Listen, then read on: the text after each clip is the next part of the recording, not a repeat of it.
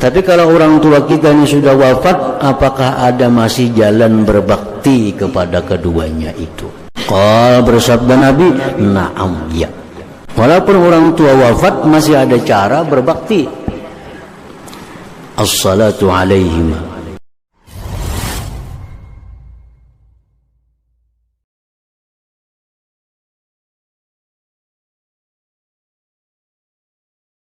Bismillahirrahmanirrahim. Alhamdulillahi rabbil alamin. Qala al-musannif rahimahullah, nafa'ana bi ulumih. Huququl aqarib war rahim. Hak-hak daripada keluarga dan kerabat.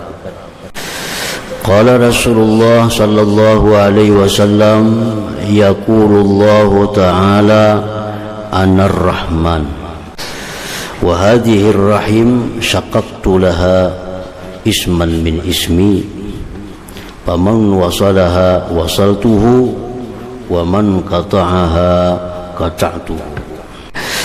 Rasulullah sallallahu alaihi wasallam bersabda, berfirman Allah Ta'ala, aku adalah Ar-Rahman. Ini Ar-Rahman nama khusus bagi Allah yang tidak boleh diberi nama dengan Ar-Rahman itu apapun daripada makhluknya. Ar-Rahman, aku adalah Ar-Rahman, dan ini Ar-Rahim, ini Ar-Rahim, keluarga. Aku ambil bagi dia Ar-Rahim tadi nama daripada namaku. Ar-Rahim diambil daripada nama Ar-Rahman. Pamau wasalaha, barang siapa yang menyambung keluarga, wasalatuhu, maka aku sambung akan dia. Artinya aku sampaikan rahmatku kepada dia, orang itu. Wa man qata'aha, dan siapa yang memutus keluarga, qata'tuhu, maka aku putus akan dia hubungannya denganku. Oleh karena itu para ulama mengambil dalil bahwa silaturahmi itu adalah hukumnya wajib, dan memutus tali silaturahmi itu hukumnya adalah haram. Karena firman Allah, siapa yang memutus tali silaturahmi, maka aku putus hubungan akan orang itu. Nah, apa yang dimaksud dengan silaturahmi itu? Silaturahmi itu artinya menghubungi keluarga. Maksud keluarga itu kullu karib, tiap-tiap keluarga sekalipun yang bukan mahram. Sepupu termasuk keluarga, walaupun boleh nikah. Anak sepupu masuk keluarga, walaupun dibolehkan nikah. Jadi yang ngaran keluarga itu bukan hanya yang haram nikah. Dan silaturahmi ini bukan hanya sesama keluarga yang muslim.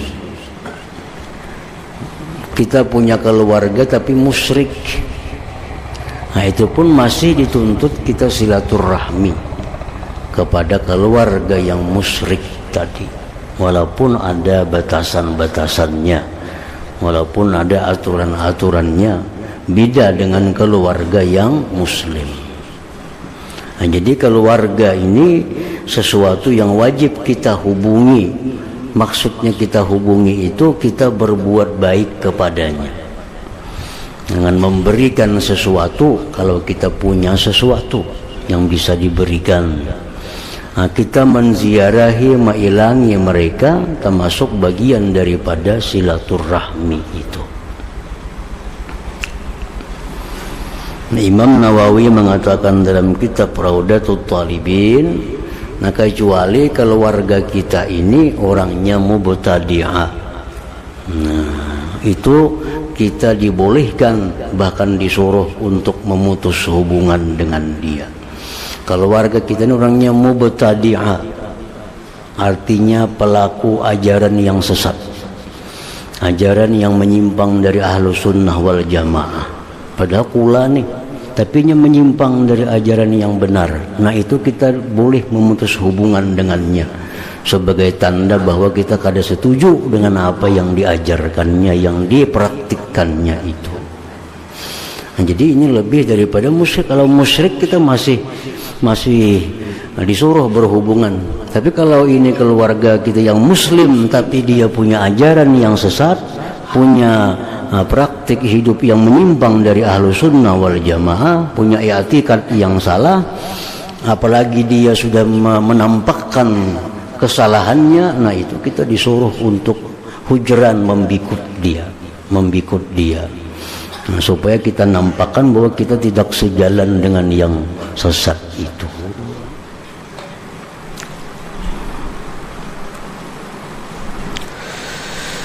Wakil Rasulullah sallallahu alaihi wasallam, dikatakan kepada Rasulullah, ayyun nas afdal? Qala atqahum lillah wa awsaluhum lirahimih wa amiruhum bil ma'ruf wa anhahum 'anil munkar. Siapakah manusia yang paling afdal wahai Rasulullah? Rasulullah menjawab, manusia yang paling mulia di sisi Allah itu orang yang paling takwa, yang paling menjalin hubungan keluarga, yang paling melakukan amar ma'ruf dan paling melakukan nahi munkar. Itulah manusia yang paling mulia di sisi Allah Subhanahu wa ta'ala. Wa qala sallallahu alaihi wasallam, as-sadaqatu 'alal miskin sadaqah wa hiya 'ala dzirrahim isnatani sadaqatu wasilah. Bersedekah kepada orang miskin itu dapat pahala sedekah. Nah, bersedekah kepada keluarga yang miskin dapat dua pahala, pahala sedekah dan pahala silaturrahim itu. Karena termasuk bagian daripada silaturrahim memberi sesuatu yang bisa diberikan. Jadi bersedekah itu makanya diutamakan dulu orang yang diberi sedekah itu keluarga, karena dapat dua pahala, pahala sedekah satu, pahala silaturrahim itu satu. Walamma arada Abu Talha an yatasaddaqa bihaitin kana lahu yu'jibuhu amalan biqaulihi ta'ala lan tanalul birra hatta tunfiqu mimma tuhibbun.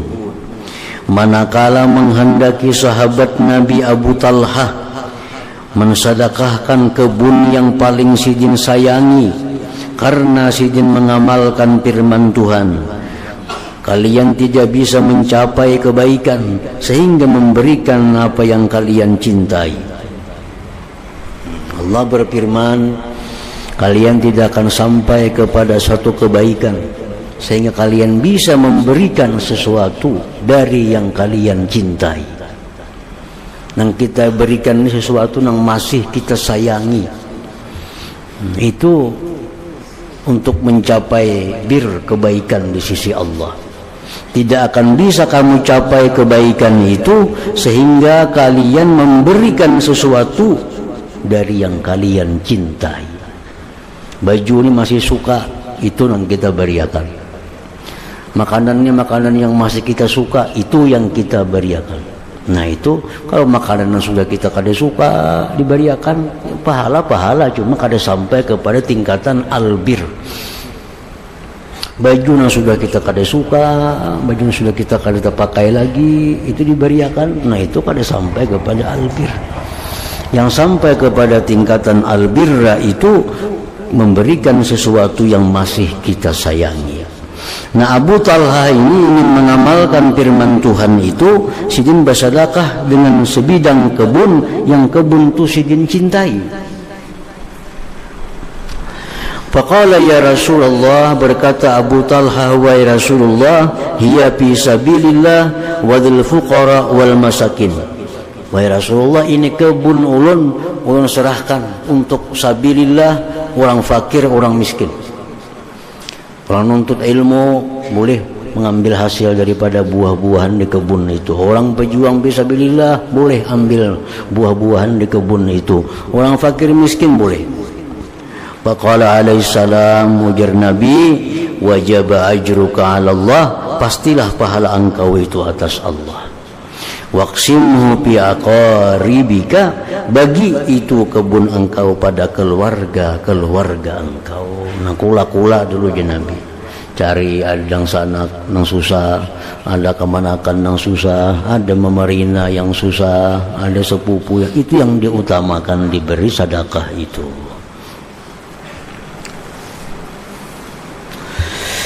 Hukukul walidain wal walad, kemudian hak orang tua dan anak. La yakhfa annahu idza ta'akkada haqqul qarabah war rahim fa akhassul arham wa amassuha al wiladah fa yatada'afu ta'akkudul haqqi fiha. Tidaklah samar, artinya jelas bahwa telah kuat itu hak kerabat dan keluarga, maka paling khusus keluarga dan paling menyentuh adalah kelahiran ibu bapak artinya. Maka berlipat-lipatlah kekuatan hak pada itu ibu bapak anak tadi. Jadi tiga ini paling bersangatan hak di antara kerabat, ibu bapak anak. Qala sallallahu alaihi wasallam, birra ummak wa abak wa ukhtak wa akhak summa adnaka fa adnak.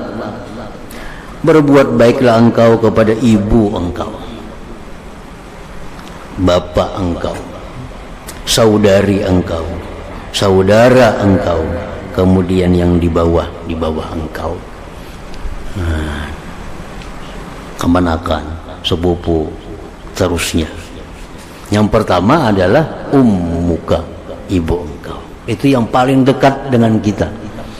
Nah, ibu mama nyar abah kita yang paling dekat.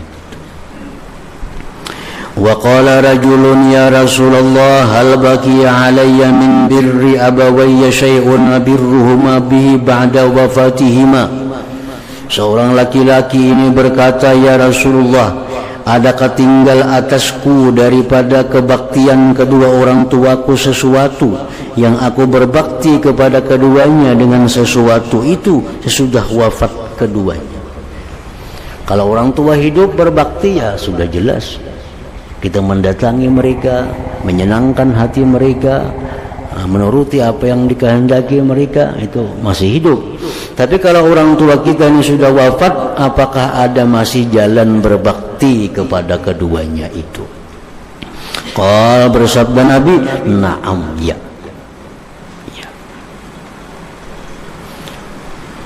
Walaupun orang tua wafat, masih ada cara berbakti.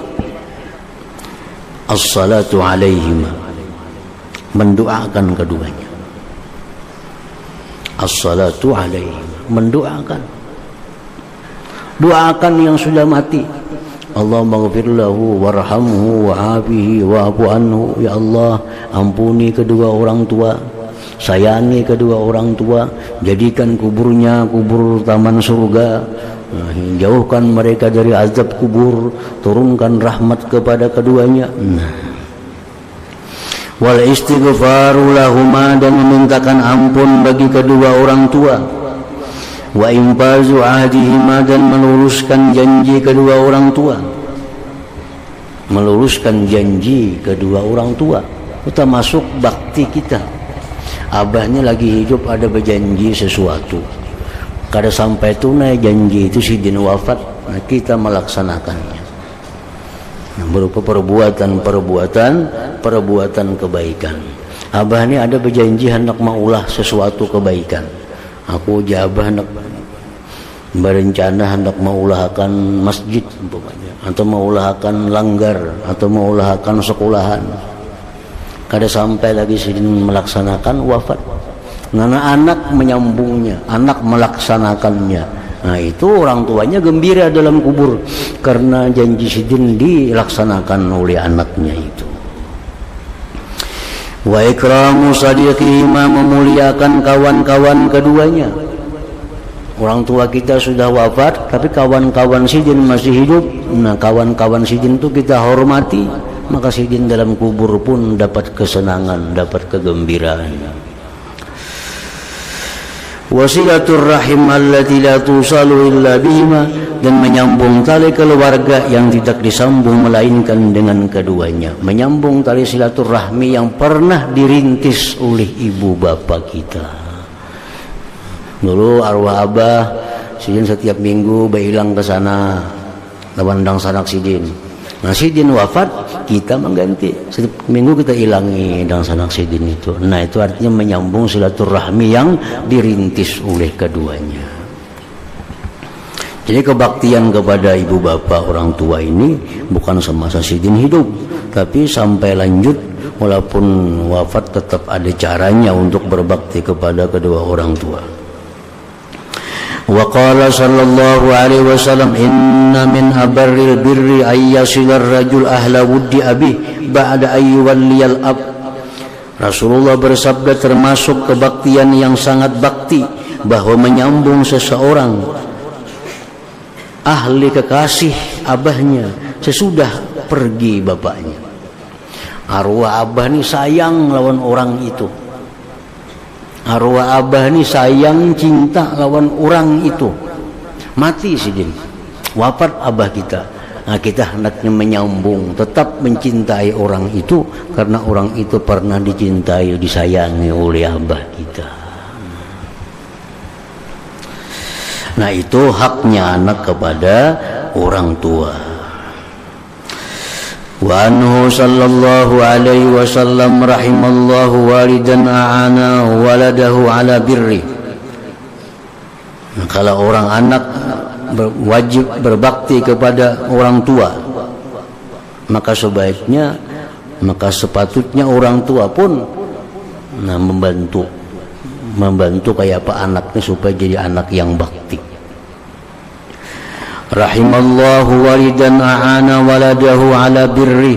Allah memberikan rahmat kepada orang tua yang membantu anaknya atas kebaktiannya. Jadi orang tua ini berusaha berperilaku supaya anaknya jadi orang yang bakti kepada orang tuanya. Itu dirahmati oleh Allah, disukai, disayangi oleh Allah subhanahu wa ta'ala. Ailam yahmilu 'ala al-uquq bi su'i 'amali, tidak mendorong si orang tua ini kepada si anak atas durhaka dengan kejahatan perbuatannya.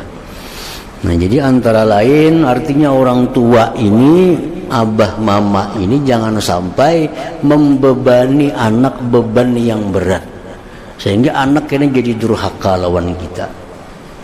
Nah, jangan menyuruhi anak suruhan nang payah, nang berat. Kayaknya akhirnya anaknya jadi mendustai kita, jadi durhaka kepada kita. Jadi cara menolong anak supaya anaknya jadi orang bakti itu disuruh di dalam agama kita. Wa anhu sallallahu alaihi wasallam sawu baina auladikum bil atiyah.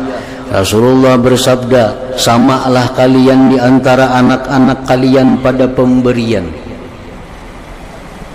Kita masih hidup, memberi anak 1.000 seorang, 2.000 seorang, sama. Karena kalau sudah kita wafat, kita lain hukumnya.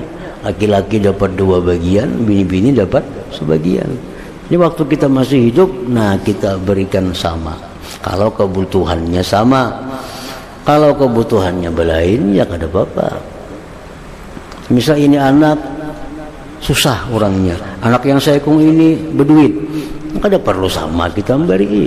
Nang sama ini, nang sama-sama keperluannya, nang sama susahnya, nah itu sama kita beri. Kalau yang saya kung ini kada perlu diberi, ini berduit kada perlu diberi, nang susah ini yang diberi. Nah jadi pengertian hadis Nabi, sawu baina auladikum bil atiyah, sama-samalah antara anak-anak kalian dengan pemberian itu kalau keperluannya sama. Wa anhu aidan min haqqil waladi 'alal walid ayyuhsina adabahu wa yuhsina asmahu. Termasuk lagi hak anak terhadap orang tua. Hak anak kepada orang tua ini kalau kada ditunaikan, anak bisa menuntut di akhirat. Sebagaimana anak yang durhaka ini, orang tua bisa menuntut anak di akhirat. Anak yang durhaka lawan kita, bisa menuntut kita kepada anak di akhirat. Nah, orang tua yang kada menunaikan hak anak itu pun di akhirat bisa dituntut oleh anak. Bisa dituntut oleh anak. Karena ada hak anak yang kada diselesaikan oleh orang tuanya. Termasuk hak anak atas orang tua itu ayyuhsina adabah, membaguskan pendidikannya, membaguskan adabnya. Orang tua melajari anak tata kerama yang baik, itu hak anak. Jadi hak anaknya mesti mendapatkan pendidikan yang baik dari orang tua. Kalau kada, di akhirat dituntutnya. Dalam Ihya Ulumuddin, Imam Ghazali menyebutkan awwalu ma yata'allaqu bil abdi ahluhu. Di akhirat itu awal orang yang bergantung dengan hamba itu anak bininya. Lakinya ke surga, abahnya nih ke surga, anaknya karena kada dididik, anaknya masuk neraka. Anaknya menarik, jangan masukkan dia ke surga ya Allah, karena kami ke neraka sebab kada dididik oleh orang tua, kada dididik oleh suami, kada dididik oleh abah mama. Nah, itu hak menuntut, bini menuntut, anak menuntut kalau orang tua suami ini kada menunaikan hak mereka. Jadi pendidikan yang baik itu haknya si anak, mesti dia dapatkan daripada orang tuanya. Wa yuhsin asmahu, membaguskan namanya. Membaguskan nama itu hak anak. Jadi orang tua ini dituntut untuk membuatkan nama kepada si anak ini nama yang bagus, nama yang disukai oleh Allah Subhanahu wa ta'ala. Jangan sembarang bulangaran anak. Karena nama ini berpengaruh. Nama pengaruh terhadap perilaku seseorang, nama berpengaruh terhadap akhlak seseorang. Bila kena akhlaknya kada bagus, karena namanya kada bagus, anaknya menuntut kepada kuitannya. Pian pengarani ulun ngaran itu misalnya kelakuan macam itu jadinya. Jadi jangan dianggap inting soal nama. Ada ketujuh lawan orang ngarani, orang kafir ke orang kada, orang maksiat orang kada, orang ahli. Nah itu kada kawa. Nama ini mesti dituntut anak kita di akhirat kalau kita menamai dengan nama yang kada disukai oleh Allah Subhanahu wa ta'ala. Nah, oleh karena itu para ulama mengatakan bahwa martabat nama yang baik itu ada 5. Yang paling baik nama itu Abdullah, Abdurrahman. Itu ahabbul asma ilallah. Kada ada ngaran yang lebih baik daripada 2 itu, Abdullah atau Abdurrahman. Yang kedua, martabat yang kedua, nama-nama Asmaul Husna yang disandarkan kepada ubudiyah. Abdurrahim, Abdul Wahid, Abdul Hadi. Nah itu nama-nama yang Asmaul Husna yang disandarkan kepada ubudiyah. Abdul, Abdul Samad, apalagi ada Abdulnya. Yang martabat ketiga, nama-nama Nabi, nama-nama Rasul. Yang paling utama nama Nabi kita Muhammad sallallahu alaihi wasallam. Nomor 2-nya Ahmad. Nomor 3-nya sekalian nama-nama Nabi kita. Nah, kemudian nama-nama Nabi Ulul Azmi, Isa, Musa, Ibrahim, Nuh. Hanya nama-nama Nabi yang lain-lainnya. Yang keempat, nama-nama hamba Allah yang salih, nama-nama para aulia Allah. Nama para aulia Allah. Yang paling utama nama-nama sahabat Nabi, Umar, Utsman, Ali, Talha, Zubair. Nah itu nama-nama sahabat. nama-nama istri-istri Nabi kalau perempuan, nama-nama anak Nabi, nama-nama sahabat-sahabat perempuan, itu nama yang paling disukai. Nah, yang kelima, nama-nama zu maknan sahihin jamil, nama yang punya makna yang benar, yang elok. Jadi maulah ngaran itu ya 5 nih pilih. Punya laki-laki ya Abdullah atau Abdurrahman. Kalau kada Asmaul Husna yang lainnya.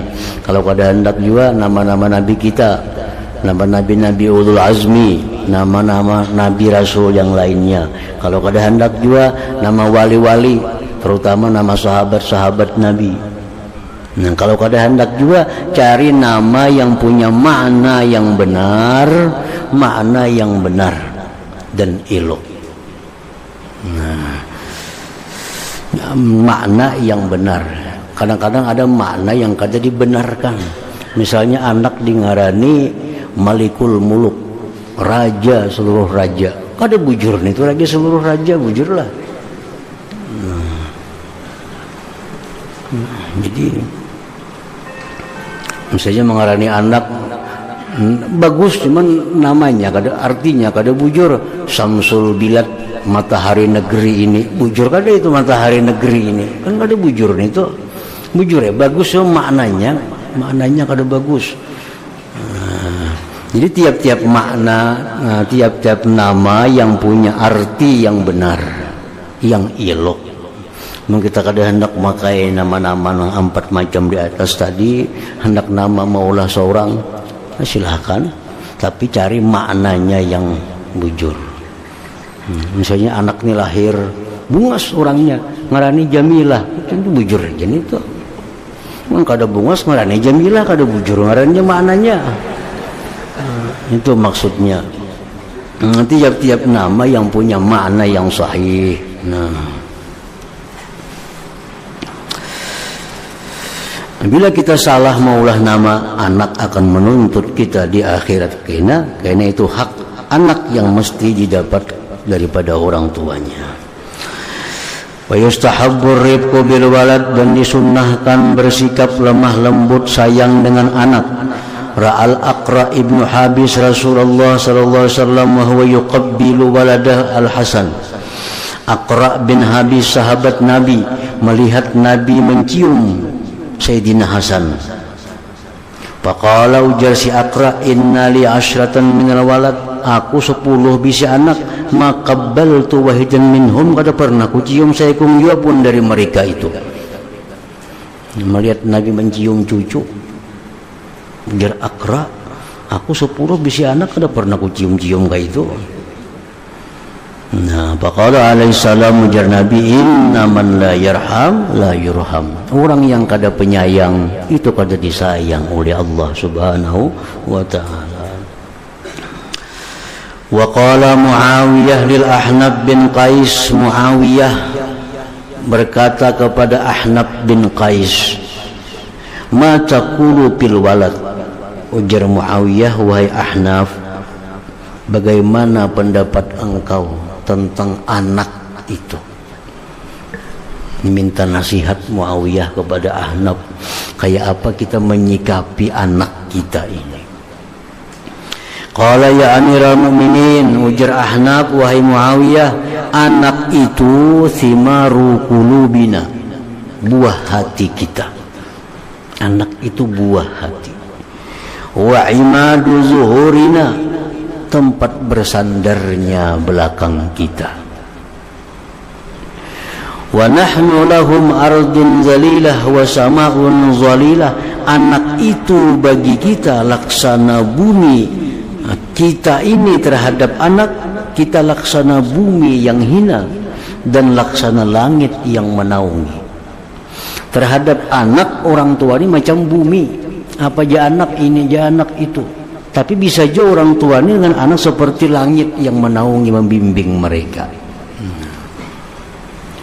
Wabihim nasulu ala kulli jalilah, dengan anak kita bisa mencapai tiap perkara-perkara yang besar. Fa'in talabu, jikalau anak itu minta, fa'atihim, beri mereka. Wa in ghadibu, jika anak itu marah, fa'ardihim, senangkan mereka. Yamnahuka wuddahum wa yuhibbuka juhdahum, niscaya mereka sayang akan engkau dan cinta kepada engkau sebenar-benar cinta. Kalau kita dengan anak ini seperti bumi, seperti langit, apa yang mereka hendak kita beri. Bila mereka marah, kita senangkan hati mereka. Mereka akan cinta kepada kita sebenar-benar cinta, sesungguh-sungguh cinta.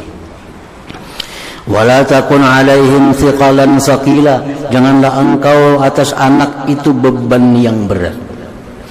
Anak jangan dibebani beban yang berat.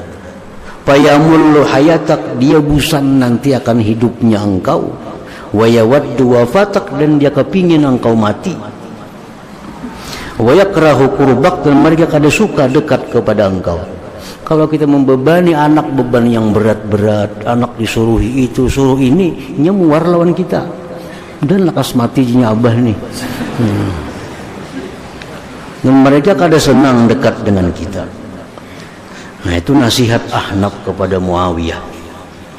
Faqala Muawiyah, berkata Muawiyah, lillah, demi Allah, anta ya Ahnaf, laqad ardaitani amman sakhittu alaihi min waladi, engkau membuat aku senang daripada orang yang aku benci atasnya daripada anakku.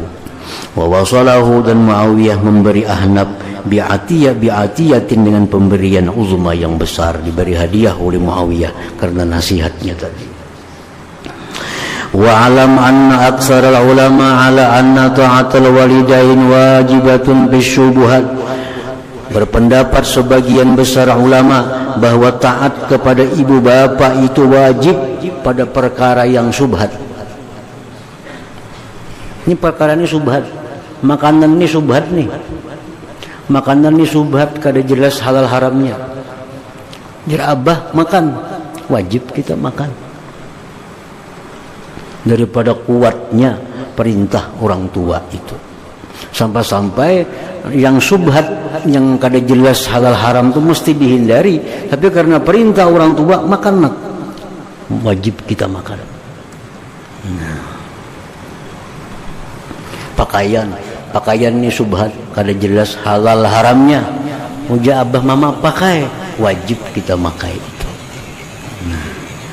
Wa illam tajib fil haramil mahdhi, ya kalau haram kada wajib kita menurut. Abah nyuruh makan bidawang, kada wajib dimakan. Karena itu haram semata-mata. Tidak boleh taat kepada makhluk kalau itu maksiat kepada Allah Subhanahu wa taala.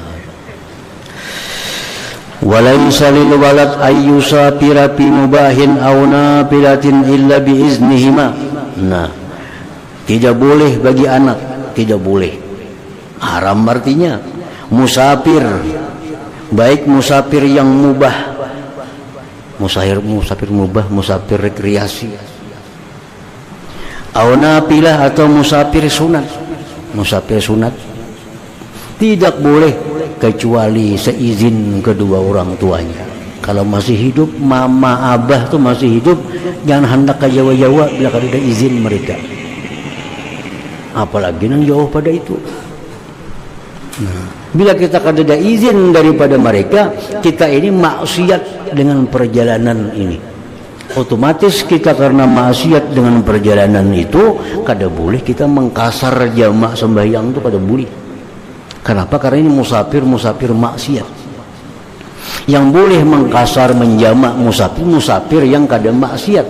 Orang yang musafir tanpa izin kedua orang tuanya itu maksiat.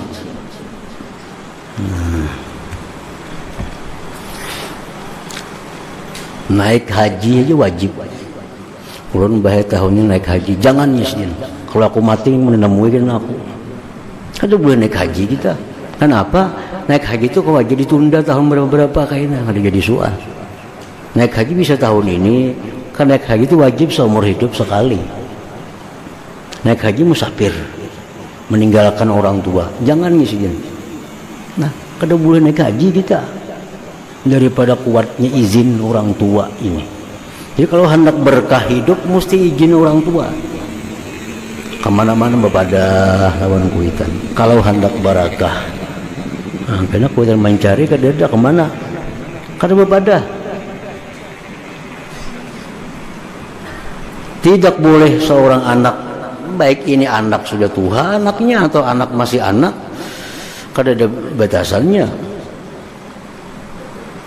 Nah, tidak boleh bagi seorang anak itu musafir, baik musafir yang mubah atau musafir yang sunat, kecuali seizin keduanya. Nah, lain hal musafir yang wajib. Kalau musafir yang wajib itu boleh anak tanpa izin. Misalnya musafir yang wajib itu di negeri ini, di kota kampung ini kada ada orang yang bisa melajari sembahyang. Jadi yang bisa belajar cuma aja di Banjar sana ada orang. Kalau dia anak, mak lu nak Banjar belajar sembahyang ada bisa. Jangan ya mama nak ada boleh dituruti. Wajib tulak kita ke Banjar berangkat belajar tentang kewajiban kita. Nah kalau orang mahaul, jangan ya mama harus ditulaki mahaul jadi dosa jadinya. Sewali pun sarik dikubur kita tulak tanpa seizin orang tua kita. Nah jadi itu artinya pentingnya izin kedua orang tua ini.